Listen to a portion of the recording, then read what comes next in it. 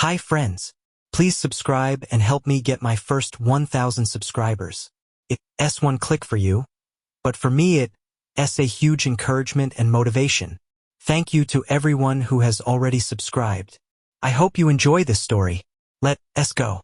The neon arteries of the strip pulsed against the desert sky, turning the boulevard into a canyon of electric fire. Sarah glanced over her shoulder. Her friends' sequin dresses rustled like expensive candy wrappers, their laughter piercing through the roar of traffic and the thumping bass bleeding out from the casinos. They walked with that specific, tipsy strut of women determined to wring every drop of serotonin out of a girl's trip to Sin City.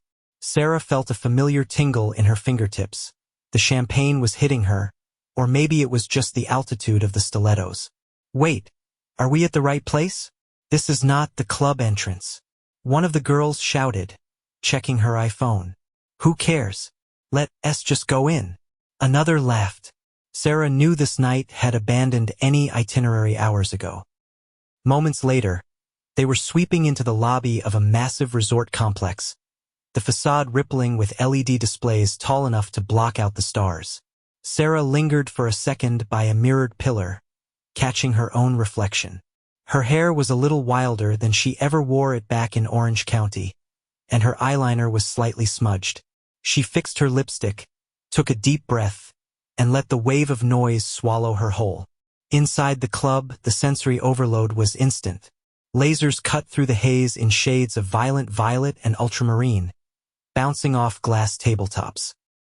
The dance floor was a writhing mass of bodies. Guys in button-downs and girls in cocktail dresses grinding so close you could not tell where one person ended and the next began. The DJ, perched like a deity on a raised platform, dropped the beat, and the room exploded. Sarah pushed her way to the bar, her heart hammering a rhythm that had nothing to do with the music. She ordered a dirty martini, needing something sharp to cut through the sweetness of the earlier champagne. She took a sip, the vodka burning pleasantly, when she felt eyes on her. He was standing slightly apart from the herd, leaning casually against a high-top table. Tall, with a smile that was confident without being smarmy.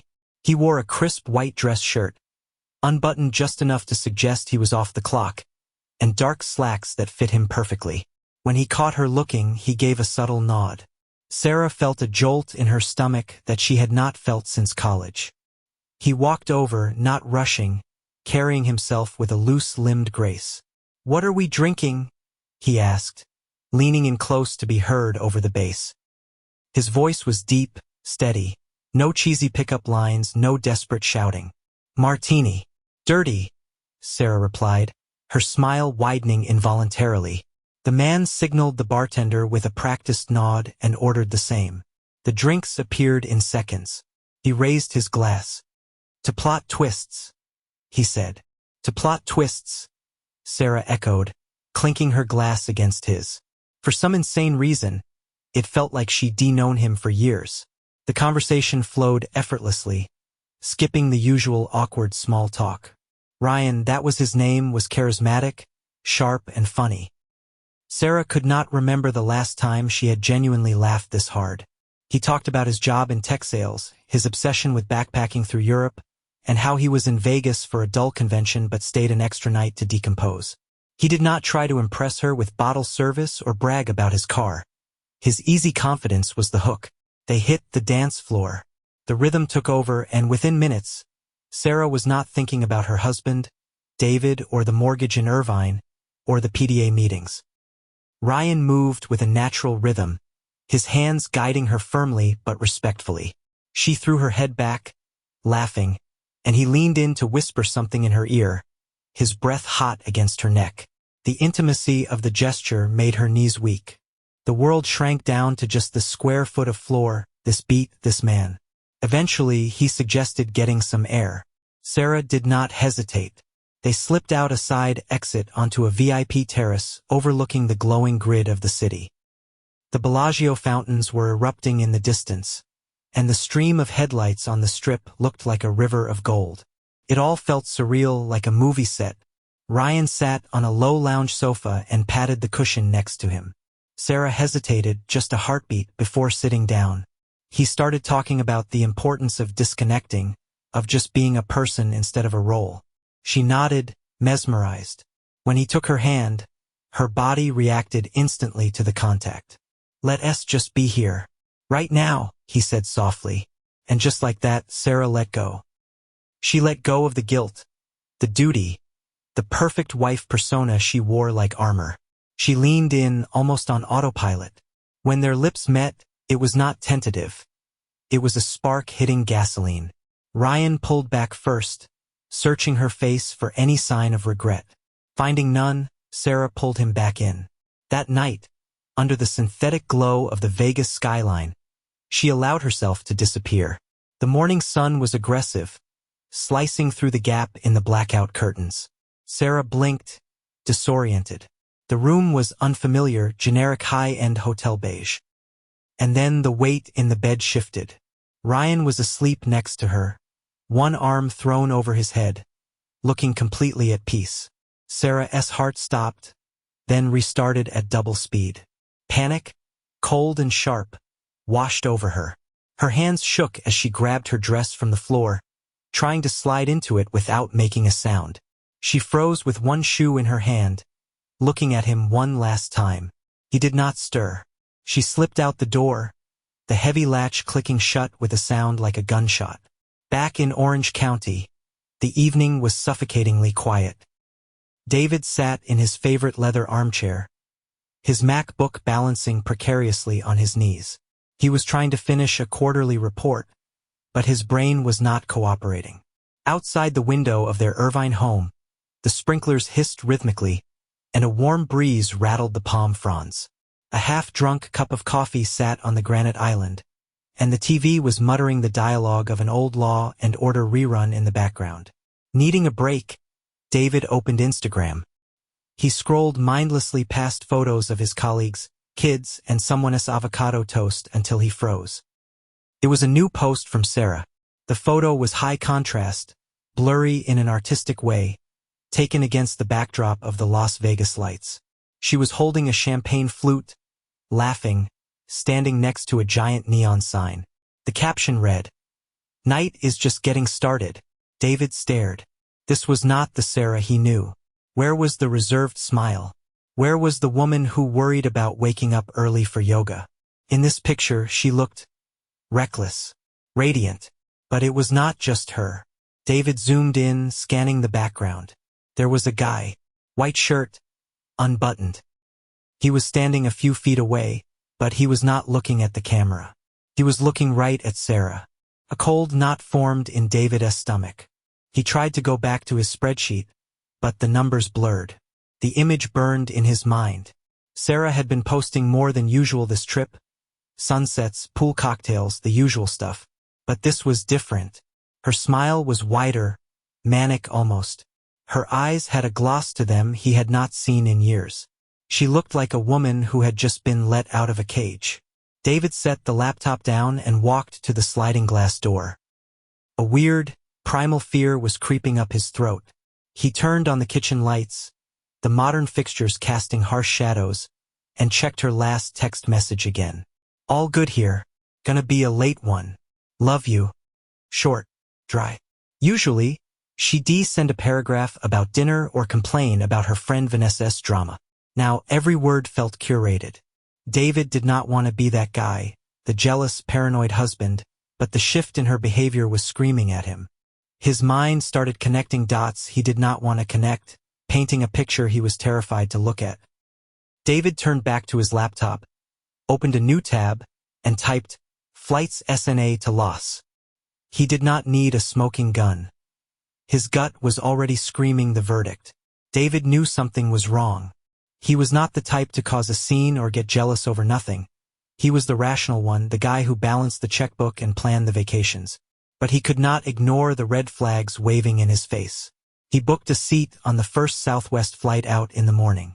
He did not call her. She could not know he was coming. He needed to see her, to understand the reality of the situation before he decided how to blow up his life. Las Vegas greeted him with a wall of dry desert heat and that relentless, manic energy. David knew Sarah was staying at one of the resorts on the center strip. He grabbed an Uber and headed straight there. Walking into the marble-floored lobby, the atmosphere felt heavy, almost suffocating.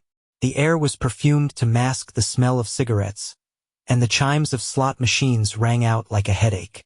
Everyone around him looked relaxed, vacation-happy, oblivious. David moved slowly through the casino floor, his eyes scanning the crowd until he found her. Sarah was sitting in a lounge restaurant near the floor-to-ceiling windows. Her hair was perfectly blown out, and she was wearing a flimsy, expensive-looking sundress he'd never seen before. She was laughing, leaning in toward the man sitting across from her. David froze. His stomach dropped through the floor. He stared at their hands resting on the white tablecloth, at their easy smiles. It was him, the guy from the photo, Ryan. They were talking with that specific intimacy of people who have forgotten the rest of the world exists, heads tilted close, eyes locked. David stepped behind a pillar, shielding himself from view. He needed a second to breathe, to think. But a plan was already forming, sharp and jagged in his mind. He could not just stand there and watch. Her voice, her laugh. It was shredding him from the inside out. David walked out the front entrance, circled the building, and came back in through the side doors. He needed to get closer, to hear the betrayal for himself. His pride was screaming. His anger was a rising tide he could not hold back. When he spotted them again, Sarah and Ryan were leaving the restaurant. Ryan had his hand on the small of her back, guiding her toward the guest elevators. David trailed them, keeping his distance, blending into the flow of tourists. They got into a car and he watched the numbers climb. He took the next one up, waiting in the hallway, unable to take another step. He knew that the moment he walked into that room, there was no going back. But he could not just walk away. This was his last chance to understand what had happened to his marriage. David walked down the long, patterned corridor, his footsteps muffled by the thick carpet. He had been tracking them for what felt like hours. Inside, the rage was boiling over, a volcano looking for a release valve. He barely remembered the walk from the elevator. His mind was a slideshow of torture. Sarah in another man's arms, her smile, her hands on Ryan's shoulders. It was unbearable. A few more steps, and he was at her door. He did not stop. He did not knock. He did not think. He slammed his shoulder into the heavy door with everything he had. Whether the latch was not fully engaged or his adrenaline had turned him into a battering ram, the frame splintered, and the door flew open. David stormed inside like a natural disaster, barely conscious of his own movements. He did not care about the noise, the neighbors, or the hotel security. There was only one thought looping in his brain. How could she? Sarah was lounging on the bed, and Ryan was standing over her, leaning in. She turned first, her face freezing in a mask of pure terror. Ryan spun around, but he did not have time to speak. David lunged. He grabbed Ryan by the collar of his shirt, his knuckles turning white as he bunched the fabric. Ryan tried to backpedal, but David was running on pure adrenaline. With a guttural shout, he threw the younger man to the floor. The glass coffee table shattered, sending shards skittering across the carpet. Sarah screamed, but David did not even look at her. "You think I would not find out?" David roared, towering over Ryan. His voice was raw, unrecognizable. Ryan scrambled, trying to get his footing, but David kicked him in the ribs. The sound was a dull thud that echoed off the walls. Ryan coughed, curling up, trying to crab walk backward. David grabbed him again, hauling him up like a rag doll. "You have no idea what I want to do to you right now," David screamed. His fist connected with Ryan's jaw, and the man crumpled back onto the rug. Sarah threw herself between them. "David, stop. You've got it all wrong," she shrieked, grabbing at his arm. He shoved her away without looking down. His eyes were locked on the man bleeding on the floor, gasping for air, hands covering his face. "You!" David leaned down, grabbing a handful of Ryan's hair. "You knew she was married? Did you know? That did not stop you?"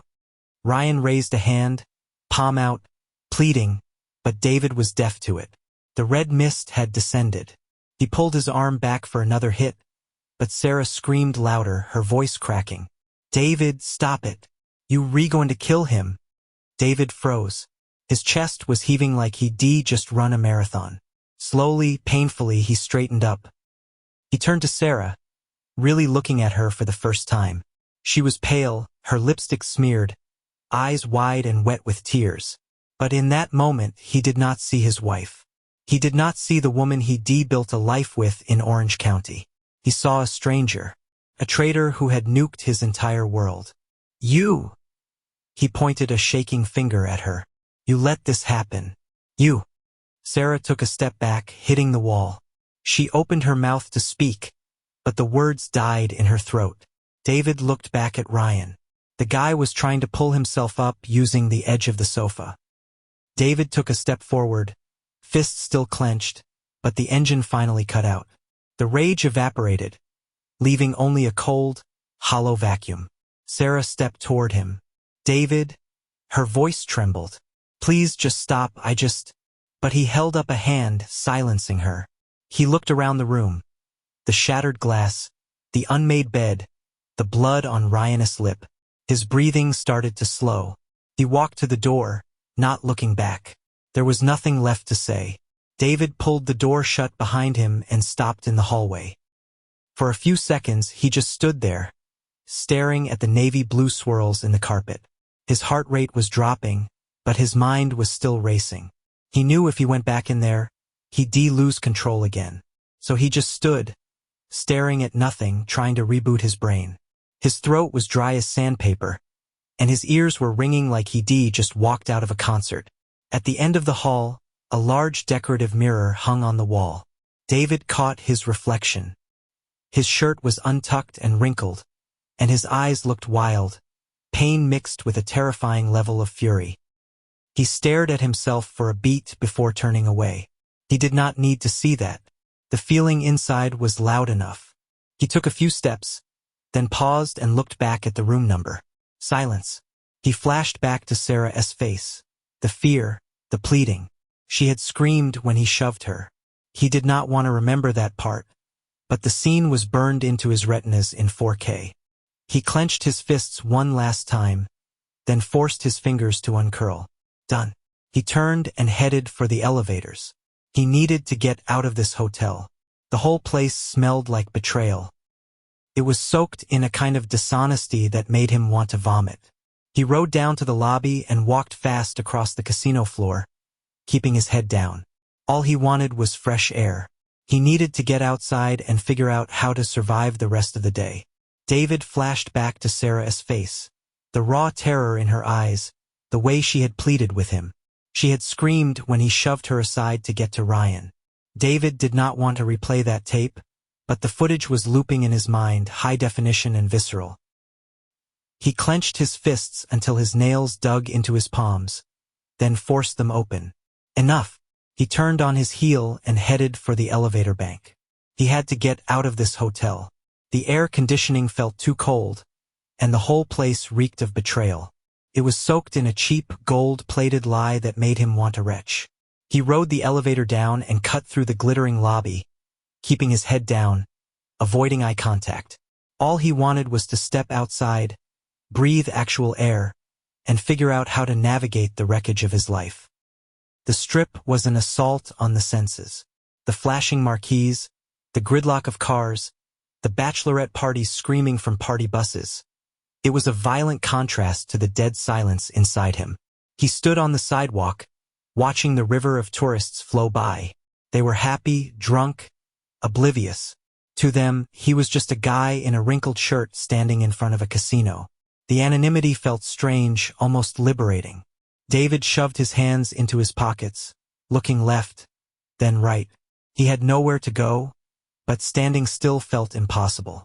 His phone buzzed against his thigh. David pulled it out. Sarah. Seeing her name on the screen felt like a physical blow to the chest. He did not answer. He just stared at the notification until the screen went dark. A minute later, a text popped up. David, please.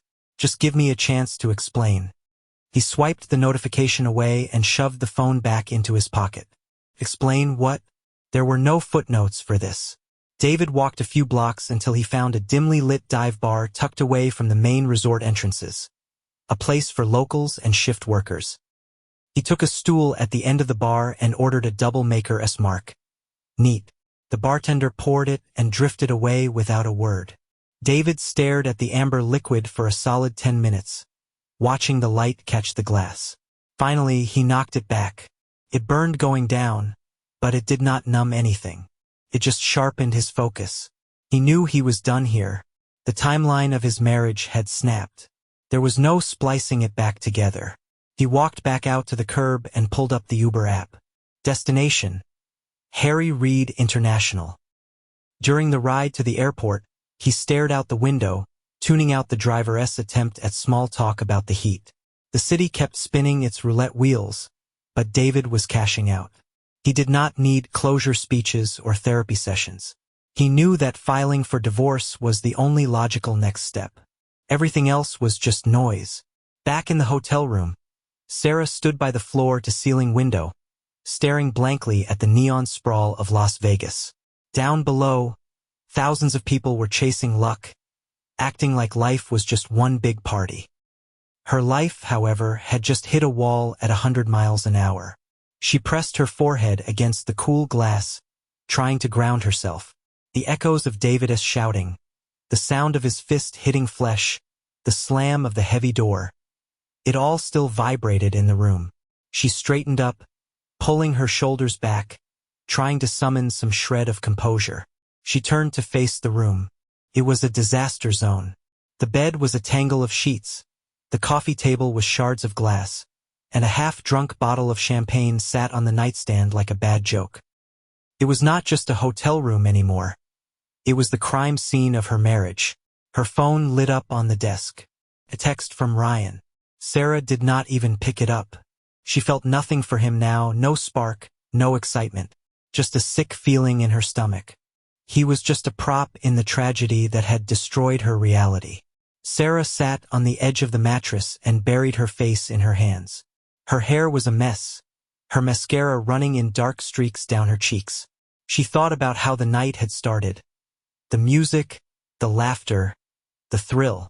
It all seemed so childish now, so stupid. She had traded 10 years of stability and love for a cheap adrenaline rush. But realized epiphanies were useless now. David was gone, and knowing him, he was not coming back. Sarah stood up and smoothed her dress, hugging her arms around her chest. She had to face the fact that she had not just lost a husband. She had torched her own identity. David was already in the air, flying back to Orange County. He stared out the small oval window at the dark desert below, but his mind was drifting.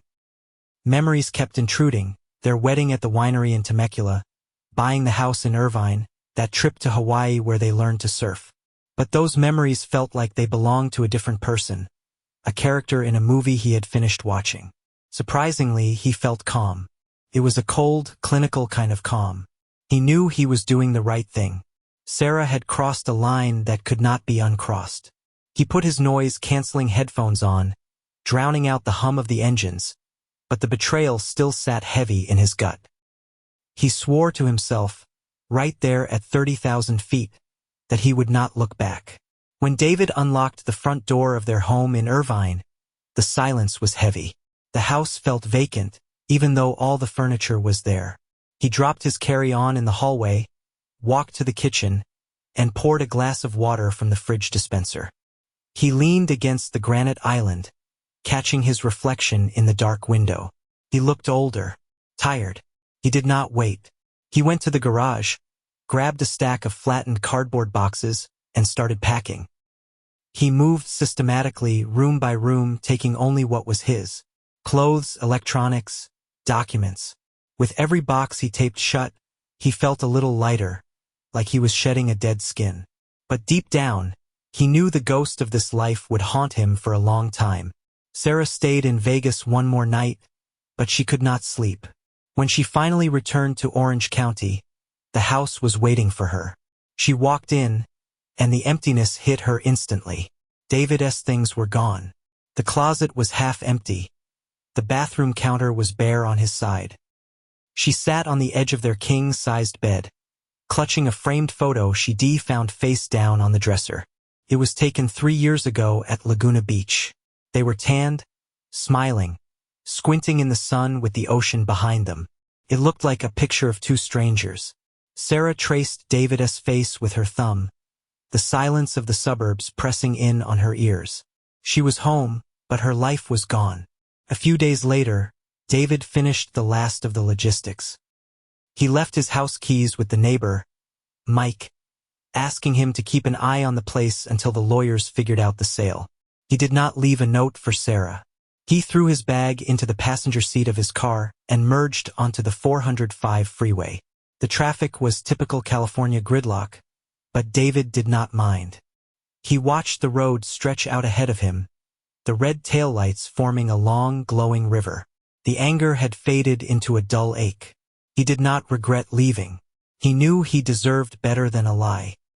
As he drove north, putting miles between himself and the wreckage in Irvine, he started to think about the future. It was a blank page. Scary, sure, but clean. He checked his rearview mirror one last time, then focused on the road ahead. He was moving on. 1 year later, the Southern California sun was just as bright, but the landscape of their lives had completely shifted.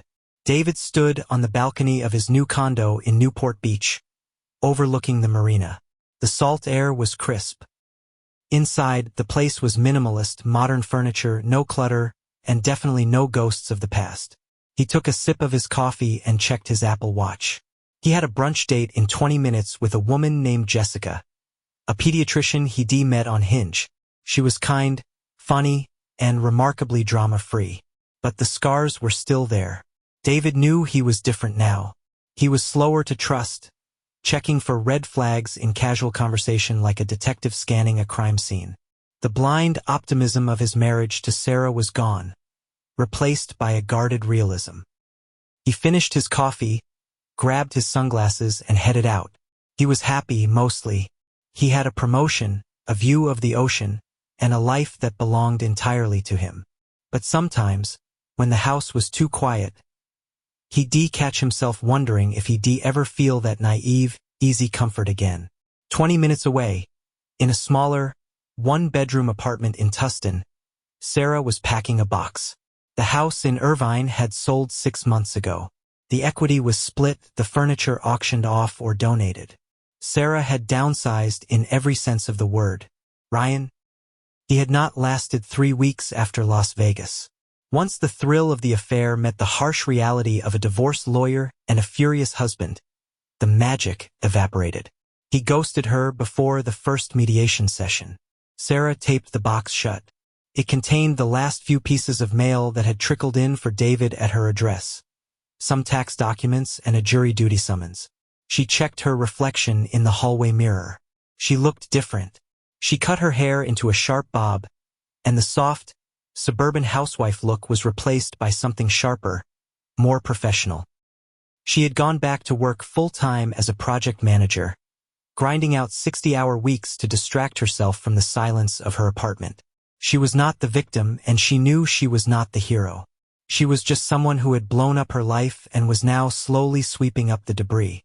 She picked up the box and keys to her leased Honda. She had to meet David one last time. They met at a Starbucks halfway between Newport and Tustin. It was neutral ground, busy, noisy, impersonal. David was already there, sitting at a high-top table, scrolling through his phone. When Sarah walked in, he looked up. There was no flash of anger anymore, just a polite, distant recognition. It was the look you give a former coworker you did not know very well. "Hey," Sarah said, placing the box on the table. "Just the last of the mail." "Thanks," David said, his voice even. He did not offer to buy her a coffee. He did not ask how she was. "I appreciate you gathering it." "It's fine," she said.